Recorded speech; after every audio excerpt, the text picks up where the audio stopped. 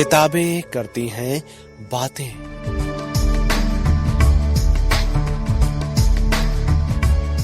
आवाज की तरंगों पर मेहनतकश जनता का साहित्य।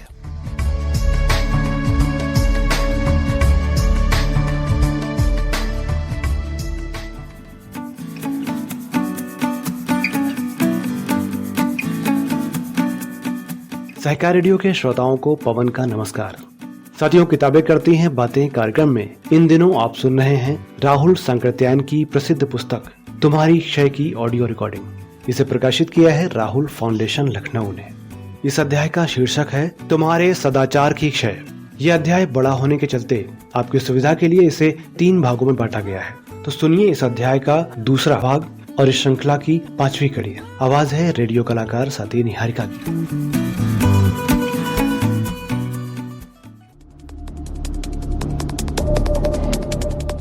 मद्यपान। शराब की मुमानियत संसार में कई प्रधान धर्म करते हैं। इस्लाम भी अपने को इसका जानी दुश्मन कहता है।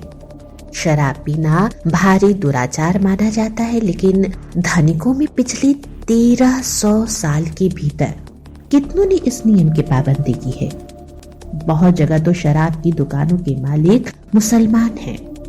जिस वक्त मुसलमानी सल्तनतों ने शराब के खिलाफ कड़ी कड़ी सजाएं मुकर्रर की थी, उस वक्त भी धनी लोगों को शराब पीने में बाधा नहीं होती थी।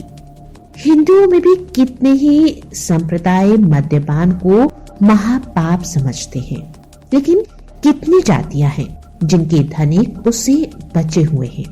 ब्राह्मण, बनिया, राजपूत, जिस किसी के पास खर्च करने के लिए इफरात पैसा है, बेखटके पीता है, और जात वाले टुक टुक ताकते रह जाते हैं।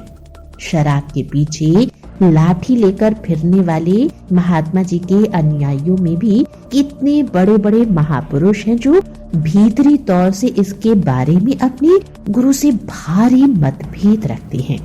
चाहे मद्य निषेध की व्यवस्था देने में वह किसी से पीछे रहने वाले ना भी हो।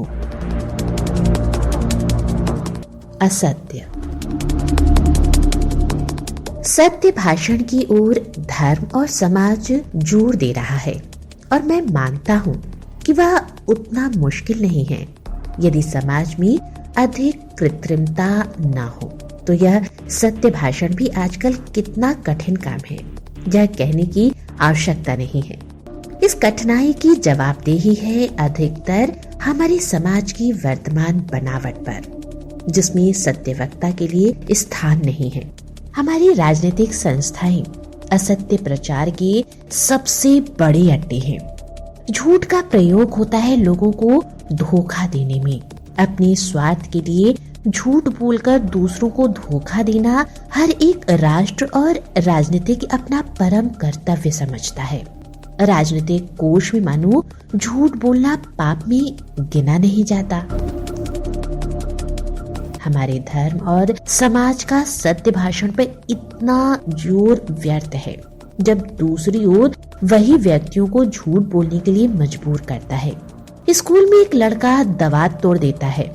यदि वह तोड़ना स्वीकार करता है तो उसे दंड और भर्त्सना सहने के लिए मजबूर होना पड़ता है, और झूठ बोल देता है तो साफ छूट जाता है। मारपीट और दूसरे अपराधों में भी झूठ बोलने वाले ही नफे में रहते हैं। फिर कौन सत्य बोलकर दंड भोगने के लिए तैयार होना चाहेगा। ईमानदारी से काम करके आजकल पेट भर खाना मिलना मुश्किल है। सच बोलकर लोगों की मैत्री प्राप्त करना असंभव है, इसलिए तो आदमी झूठ बोलने पर उतारू होता है। आजकल की बड़ी बड़ी संपत्तियां, बड़े बड़े पद, ऊंचे ऊंचे सम्मान झूठ बोलने की निपुणता के लिए पारितोषिक हैं। कहने के सदाचार और हैं, करने के और। जब तक सारे समाज के संबंध में यह बात है, एक अकिंचन व्यक्ति अपने को कैसे उससे बचा सकता है। कितनी ही जंगली जातियां हैं जो पूंजीवादी सभ्यता और संस्कृति में इससे नीची समझी जाती हैं। लेकिन उनमें झूठ बहुत कम देखा जाता है। इसका मतलब है कि यह सभ्यता और संस्कृति उन्नत होकर हमारे समाज को सत्य के संबंध में और नीचे ले जाती है। हमारे समाज में ढोंग, आत्मवंचना को जितना ही अधिक आश्रय दिया जाता है, उतना ही हर एक व्यक्ति अपने विचारों को स्वतंत्रता पूर्वक प्रकट करने में असमर्थ है। समाज का हर एक व्यक्ति अपने लिए तो नहीं चाहता, लेकिन दूसरे को जैसे हो तैसे धोखा देकर अपना काम बनाना चाहता है। किसी का किसी के ऊपर पूरी तरह से विश्वास नहीं, इसका परिणाम हो रहा है। स्त्री पुरुष को वंचित करना चाहती है और पुरुष स्त्री को, पिता पुत्र को धोखा देना चाहता है और पुत्र पिता को। आखिर इस प्रकार की वंचना, अराजकता का जिम्मेवार कौन है? हमारा समाज।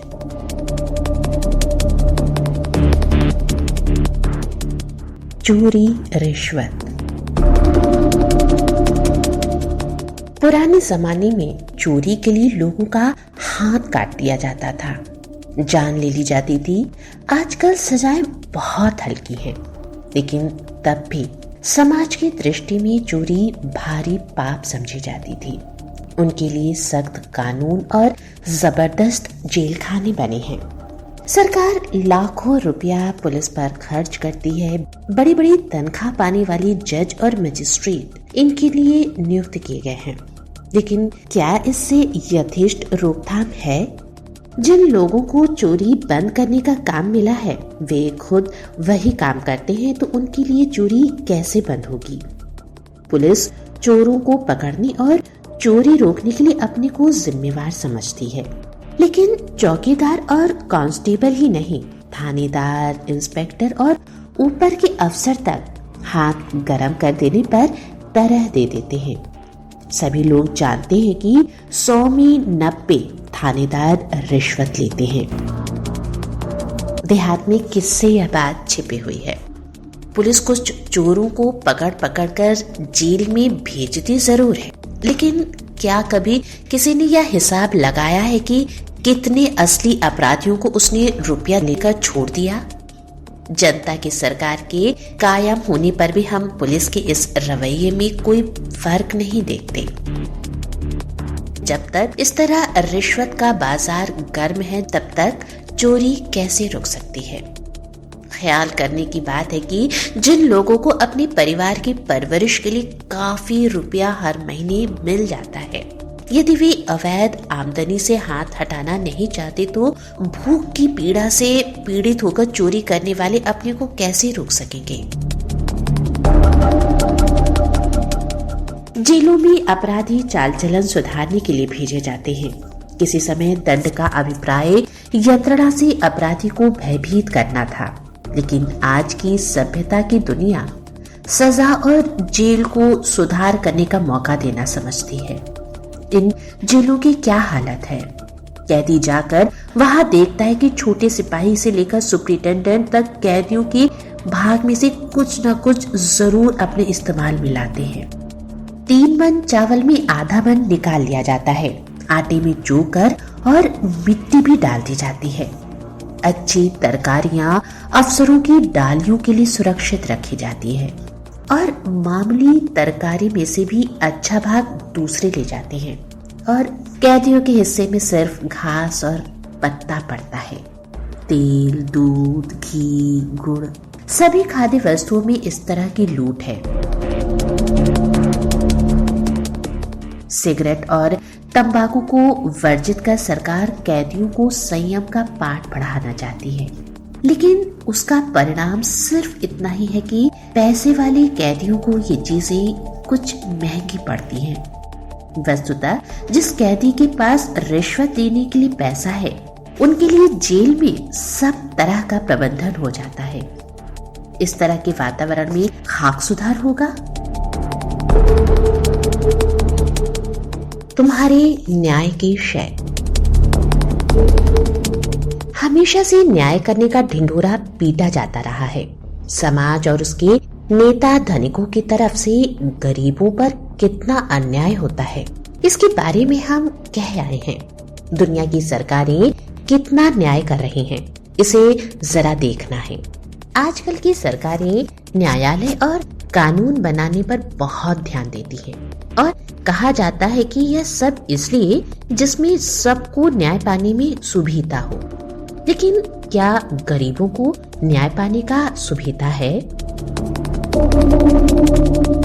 जिस वक्त न्यायालय नहीं थे, सिर्फ पंचायतें थी, जिस वक्त कानून नहीं थे, सिर्फ व्यवहार बुद्धि निर्णायक थी, जिस समय वकील नहीं थे, हर आदमी अपना वकील था, उस वक्त गरीब के लिए न्याय पाना अधिक आसान था। कानून न्याय समझने में आसानी नहीं पैदा करते, बल्कि भारी भ्रम पैदा करने का काम देते हैं। उनके कारण स्पष्ट बात भी अस्पष्ट हो जाती है। कहने को तो यह भी कहा जाता है कि कानून अवलंबित है व्यवहार बुद्धि कॉमन सेंस पर, लेकिन आजकल तो उसका काम व्यवहार बुद्धि को निकम्मा बना देने का है। सूक्ष्म प्रतिभाएं जो समाज के हित के काम को कर सकती थी, आज बाल की खाल उतारती कानून के अर्थ का अनर्थ करने में तत्पर है। झूठे मुकदमे को सच्चा और सच्चे को झूठा करने में भी अच्छे वकील की तारीफ है। आए दिन दिन दहाड़े हम सफेद को काला और काले को सफेद होते देखते हैं। कानून और न्यायालय धनी के विरुद्ध गरीब को न्याय देने में कितने असमर्थ हैं, इसके लिए दूर के दृष्टांत की जरूरत नहीं। भारत के हर एक गांव में इसके अनेक उदाहरण मिलेंगे। मामूली अपराध की तो बात ही क्या, खून तक बचा लिए जाते हैं। जमींदार या धनी के इशारे पर आदमी मारा गया। धनी आदमी ने रुपयों का तोड़ा खोलकर डॉक्टर के सामने रख दिया। डॉक्टर समझता है 10 बरस में जो कमाएंगे वह सामने रखा है, घर आई लक्ष्मी को ठुकराना नहीं। लिख देता है दिल कमजोर था, चोट साधारण थी आदि, और मामला दूसरे से दूसरा हो जाता है। बहुत बार तो लाश को ले जाकर तुरंत जला दिया जाता है और फिर भय और प्रलोभन से गवाहियां अपने पक्ष में बना ली जाती है। अक्सर गरीब आदमी अदालत तक नहीं जाती। अगर धनिकों द्वारा किए गए 3 खून किसी थानेदार को मिल जाए तो उसका भाग्य ही खुल जाए।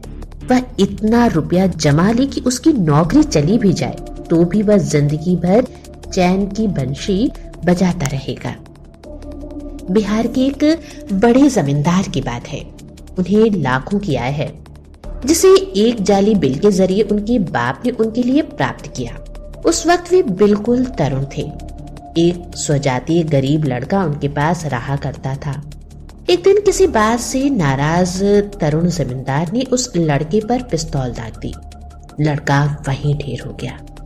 लाश फुकवा दी गई और थाने की दरोगा को बुलाकर एक भारी रकम उसके सामने पेश की गई। उस रुपए की राशि को देखकर थानेदार की आंखें चमक उठी। पीछे वही थानेदार असहयोग में नौकरी से इस्तीफा दे राष्ट्रीय युद्ध में शामिल हो गए थे। बहुत वर्षों तक हम दोनों साथ काम करते थे। वह बतलाते थे कि कैसे रात को उन्होंने मृत लड़के के बाप के गांव में जाकर वहां उसके संबंधियों को पट्टी पढ़ाई, किस प्रकार ऊपर और नीचे के अफसरों में रुपए बांटकर कानून और न्याय को अंगूठा दिखाया। खून हुआ है इसकी खबर तक अदालत में नहीं पहुंचने पाई। जिस तरुण ने अपने साथ खेलने वाले लड़के को इस तरह पिस्तौल का निशाना बनाया, वह साधारण अपराधी दिमाग का व्यक्ति नहीं हो सकता है। यदि वह गरीब घर में पैदा हुआ होता तो खून के कारण फांसी पड़ने से यदि वह बच भी जाता तो उसका स्थायी निवास प्रांत के बड़े बड़े जेलखानों में जन्मजात अपराधियों में तो जरूर होता। लेकिन आज वह व्यक्ति प्रांत के बड़े प्रभावशाली धनिक अगुवों में है। एक दूसरे जमींदार की बात है। वह अपने रूप दाप के लिए पास पड़ोस के बहुत से गांवों में मशहूर थे। कहने को तो हिंदुस्तान में अंग्रेजों का राज है, लेकिन जहां तक उनकी जमींदारी का संबंध था, अंग्रेजी शासन का नंबर उसके बाद आता था। मामूली मारपीट ही नहीं, बड़े बड़े मुकदमों तक का फैसला वे जुर्माने लेकर कर दिया करते थे। और किसकी शामत आती कि उनके फैसले के खिलाफ थाने तक भी जाने की हिम्मत करता। उनके गांव में एक आदमी ने एक मैना पाला था। मैना आदमी की बात बोलता था, इसकी खबर जमींदार साहब को लगी। झट मैना मांग लाने को आदमी भेजा गया। गरीब ने दुनिया के अनुभव से बहुत शिक्षा नहीं ली थी। अपने प्रिय पालतू पशु पक्षी में आदमी का पुत्रवत स्नेह हो जाता है। उसी स्नेह से अंधा होकर उसने मैना को देना नहीं चाहा। यह खबर जब जमींदार को मिली तो वह आग बबूला हुआ। तुरंत उसने एक पहलवान सिपाही उसे मारकर मैना छीन लाने के लिए भेजा। सचमुच गरीब को जान से खत्म कर मैना को पकड़ मंगाया गया। मुकदमा अदालत तक गया तो जरूर, लेकिन जमींदार साहब को एक दिन की हवालात तक की हवा खाने की नौबत न आई। मगध प्रांत, पटना, गया जिलों के जमींदार अपने अत्याचार के लिए सारे बिहार में प्रसिद्ध हैं। वहां के एक जमींदार का संकल्प था कि जहां तक हो सके उनकी जमींदारी में किसी किसान के नाम काश्तकारी न लगने पाए।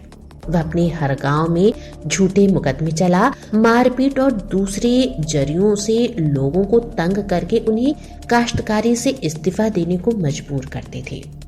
उनके गांव, जिसका नाम अब दूर तक प्रसिद्ध हो गया है, कि प्रायः सभी किसान काश्तकारी से हाथ धोकर जमींदार के शिकमी रैयत बन चुके थे। उस गांव में एक किसान का घर था जिसके पास खाने पीने के लिए काफी खेत और धन था, और परिवार में कई काम करने वाले जवान व्यक्ति भी थे। जमींदार को इस परिवार को परास्त करने में कई बार मुँह खानी पड़ी। इस पर उसने प्रतिज्ञा की कि उस परिवार को तबाह करके उसके घर पर रेड़ न बुआए तो नाम नहीं। अब की बार किसी दूसरे गांव से एक मरणासन आदमी लाकर उस गांव में मरवाया गया और उस परिवार के व्यक्तियों पर खून का मुकदमा चलाया गया। डॉक्टर ने रिपोर्ट दी कि जानबूझकर सही सलामत आदमी का खून किया गया। पुलिस ने प्रत्यक्षदर्शी गवाहों के बयान लिए। घर के सभी सयाने पुरुष जेल में बंद कर दिए गए। मुकदमा लड़ने में घर की संपत्ति स्वाहा हो गई। आदमियों को लंबी लंबी कैद की सजाएं हुई। घर में सिर्फ स्त्रियां रह गई थी और उनमें से भी अधिकांश भूख और बीमारी के कारण कुछ ही वर्षों में चल बसी। मकान मरम्मत के बिना गिर पड़ा और उसके ऊपर बोए ऋण को कुछ साल बाद मैंने खुद अपनी आंखों से देखा। यह है आज के कानून की करामात और आज के न्याय का नमूना। न्याय सस्ता और सुलभ नहीं है, बल्कि जबरदस्त शत्रु के मुकाबले में वह दुनिया की सबसे महंगी चीज है। वह इतनी खर्चीली चीज है कि धनी आदमी हारते हारते भी गरीब को उजाड़ देता है। बिना स्टाम्प का पैसे दिए तो गरीब अदालत में दरखास्त भी नहीं दे सकता, और फिर स्टाम्प ही तो काफी नहीं है, वहां चाहिए वकील और मुख्तार को फीस, पेशकार और सरिश्तेदार को नजराना, अर्दली और चपरासी को भेंट। जबरदस्त प्रतिद्वंदी बड़े बड़े वकीलों को बड़ी बड़ी फीस देकर रख लेता है। यदि तुमने किसी टटपुंजिया वकील को खड़ा किया तो बने मुकदमे के भी बिगड़ जाने की संभावना हो जाती है। घर, जमीन बेचो, जेवर बंधक रखो, जैसे भी हो रुपया खर्च कर मुकदमे की पैरवी करो। अगर मुकदमा दीवानी में है और एक ही है तो फौजदारी मुकदमों की तो संख्या निर्धारित नहीं की जा सकती। मारपीट, चराई आदि के कई मुकदमे साथ ही साथ फौजदारी अदालत में भी चल रहे हैं। मुंसिफ के यहाँ से यदि फैसला पक्ष में हुआ तो सब जज के यहाँ अपील हुई।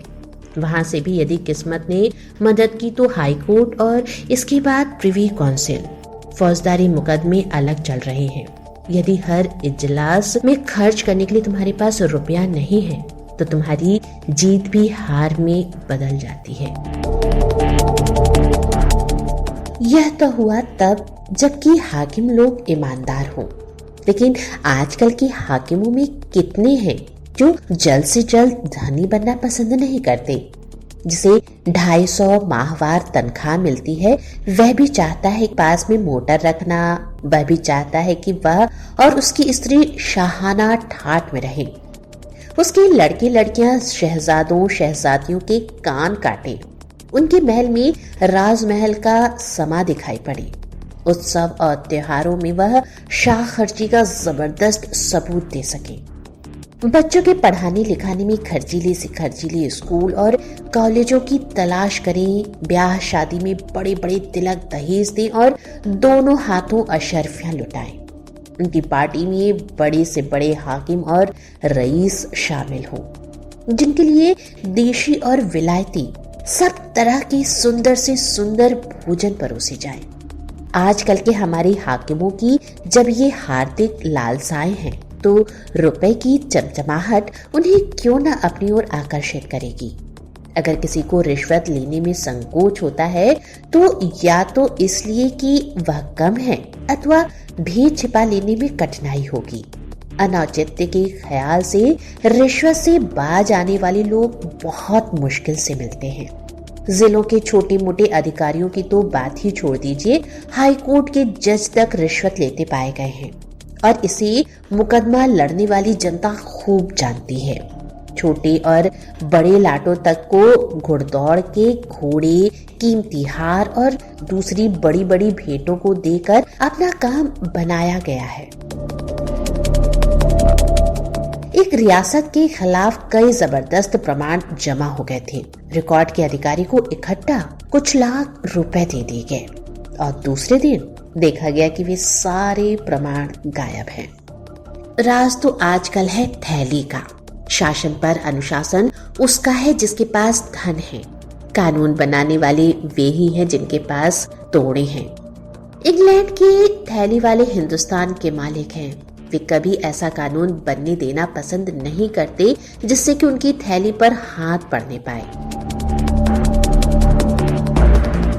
देश और विदेश में यातायात के साधन जहाज और रेलें इस दृष्टि से संचालित की जाती हैं। भारत की रेलों का एक अलग महकमा बना दिया है, यह ख्याल करके कि कहीं भारतीय राजनीतिज्ञों का दबाव उस पर ना पड़ने लगे।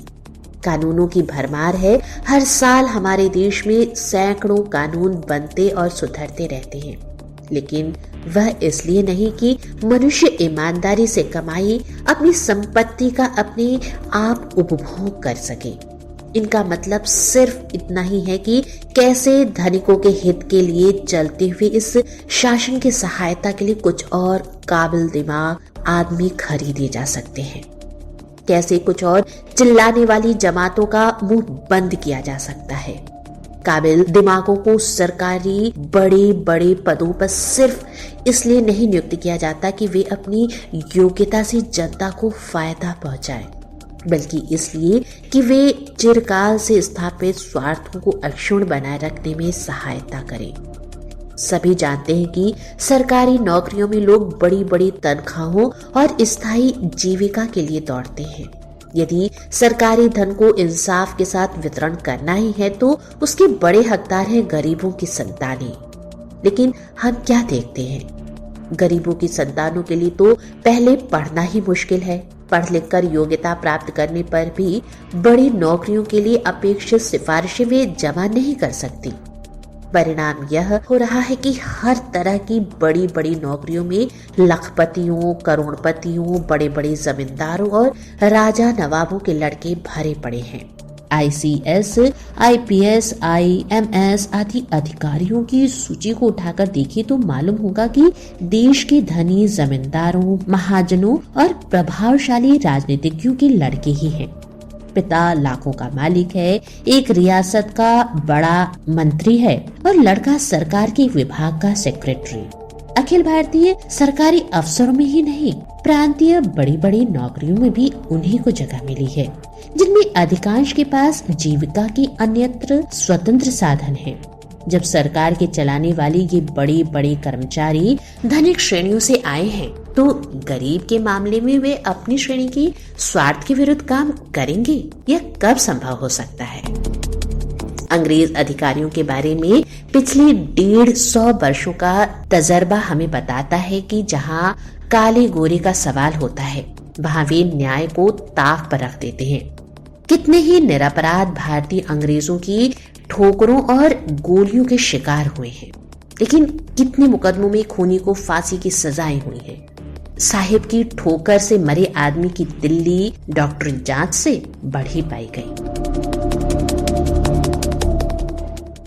न्याय का अभिनय हम धनी और गरीबों के मामले में न्यायाधीश के पद पर आरूढ़ धनिकों की संतानों द्वारा किया जाता देखते हैं। जमींदारों और किसानों, मजदूरों और मिल मालिकों के झगड़े में जो कड़वा तजर्बा हमें मिल रहा है, उससे मालूम हो रहा है कि उनकी सहानुभूति हमेशा धनिकों की ओर रहती है। मारपीट और बलवे की तैयारी सबसे जबरदस्त जमींदारों की ओर से होती है। अपनी जीविका के छिन जाने के भय से किसान शांतिमय तरीके से उनका विरोध करते हैं, लेकिन सभी जगह देखा जाता है कि पुलिस और मजिस्ट्रेट किसानों को ही अपराधी ठहराते हैं और उन्हीं के ऊपर दफा 107 या दफा 144 की कार्रवाई की जाती है। आंख से साफ देखा जाता है कि जमींदार ने बलवा करने में कोई कसर उठा नहीं रखी, तो भी उसके एक आदमी को भी कुछ कहने की जरूरत नहीं पड़ती। एक जगह का हमें ताजा तजर्बा है। जमींदारों ने पीढ़ियों से जोतते आते किसानों से उनके खेत को छीनना चाहा। किसान सोचने लगे कि यदि खेत निकल जाएंगे तो बाल बच्चे जिएंगे कैसे। उन्होंने मार खाकर भी खेत छोड़ना नहीं चाहा। जमींदार ने थाने में रिपोर्ट लिखवाई। किसान की रिपोर्ट को थानेदार लिखना नहीं चाहते थे। थानेदार ने जमींदार के पक्ष में होकर कुछ किसानों पर शांति भंग का आरोप करके मजिस्ट्रेट को लिख दिया। फौजदारी अदालत को अपना फैसला कब्जे को देख कर देना चाहिए। मजिस्ट्रेट को जमींदार की बातों से सच्चाई का पता लग गया। किसान चिल्लाते ही रह गए कि चलकर देख लिया जाए, खेत पर कब्जा हमारा है। 200-400 बीघे जोतने वाला आदमी चौथाई और 55 एकड़ में अलग अलग फसल नहीं बोएगा, लेकिन मजिस्ट्रेट को वहां जाने की जरूरत नहीं मालूम पड़ी। उसने झट उन पर दफा 144 लगा दिया। ऊपर की अफसर ने भी बार बार प्रार्थना करने पर भी खेत को देखना पसंद न किया और मजिस्ट्रेट के फैसले को हाल रखा। सब तरफ से न्याय का रास्ता बंद देखकर किसानों ने शांति में सत्याग्रह की शरण ली। दिन मुकर्रर हुआ। पुलिस और हाकिमों को मालूम था कि जमींदार की तरफ से मारपीट की जबरदस्त तैयारी हो रही है। वे यह भी जानते थे कि किसान हर हाल में शांत रहना चाहते हैं। उनको यह भी मालूम हो चुका था कि जमींदार के हाथी उस युद्ध में खास तौर से भाग लेने के लिए तैयार किए जा रहे हैं। निश्चित दिन पर हाथियों के साथ कई सौ आदमी लाठी गड़ासे लिए एकत्र हुए। किसानों की ओर सिर्फ थोड़े से निहत्थे सत्याग्रही। जनता को खास तौर से बहुत संख्या में न आने के लिए कहा गया था। किसान सिर्फ 11 खेतों की तरफ बढ़ते हैं। हाथियों और लठधारी जवानों को लेकर जमींदार सत्याग्रहियों पर हमला करने के लिए खेत पर पहुंचता है। पुलिस की अधिक संख्या का वहां पता नहीं। गिरफ्तारी के बाद जब सत्याग्रही पुलिस की हिरासत में थे, तब जमींदार के आदमी ने एक सत्याग्रही पर लाठी प्रहार किया। सिर से खून की धार बहने लगी। प्रहार करने वाला आदमी उस वक्त गिरफ्तार कर लिया जाता है, लेकिन थोड़ी देर बाद सरकारी अधिकारी उसे छोड़ देता है। अंधा भी देखकर कह सकता था कि मारपीट की सारी तैयारी जमींदार की ओर से हुई थी, लेकिन उसकी एक भी आदमी को न तो पकड़ा जाता है और न उसे वैसा करने से रोका जाता है। उसके लठैत सरकार की ओर से कानून को अपने हाथ में ले लेने के लिए आजाद छोड़ दिए गए थे। एक दूसरे जमींदार का किस्सा है जो बतलाता है कि धनिकों के सामने न्याय और कानून की कितनी दुर्गति होती है। वे नहीं चाहते कि किसानों को अपने खेत में काश्तकारी का हक मिले। बहुत दिनों से किसान खेत जोतते आ रहे थे। सर्वे में लाख कोशिश करने पर भी काश्तकारी लग ही गई। जमींदार ने मामले, मुकदमे और जोर जुल्म की तैयारी की। किसान जानते थे कि इतने जबरदस्त जमींदार से लड़ने में उजड़ जाएंगे, इसलिए अधिकांश ने जा जाकर अपने इस्तीफे की रजिस्ट्री कर दी। मैंने पुलिंदे के पुलंदे उस रजिस्ट्री शुदा इस्तीफों को देखा और देखते वक्त मैं सोच रहा था कि इन गरीबों के लिए न्याय क्या मायने रखता है। यदि जरा भी न्याय पाने का उन्हें भरोसा होता तो अपनी और अपनी संतानों की जीविका के साधन इन खेतों से वे इस्तीफा क्यों देते। जुए को कानून के खिलाफ समझा जाता है, लेकिन घुड़दौड़ की बाजी क्या है। चूंकि उसमें बादशाह तक के घोड़े शामिल होते हैं, इसलिए घुड़दौड़ का जुआ हलाल है। और बड़ी बड़ी लॉटरियां क्या जुआ नहीं है? छोटे मोटे जुए तो पुलिस के संरक्षकता में अक्सर होते हैं। बड़े बड़े जुओं के संरक्षण का भार तो राज्य के सूत्रधारों के कंधों पर है। यही न्याय है। आश्चर्य।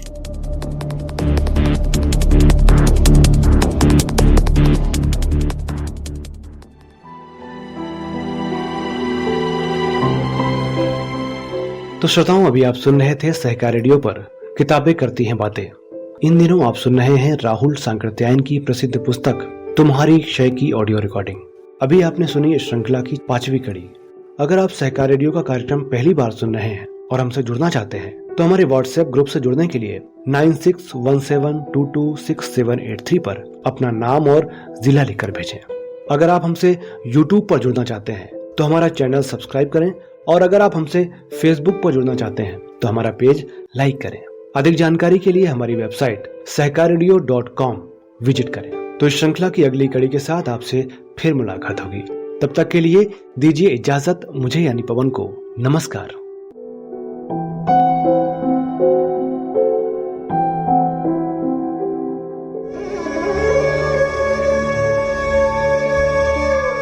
किताबें करती हैं बातें।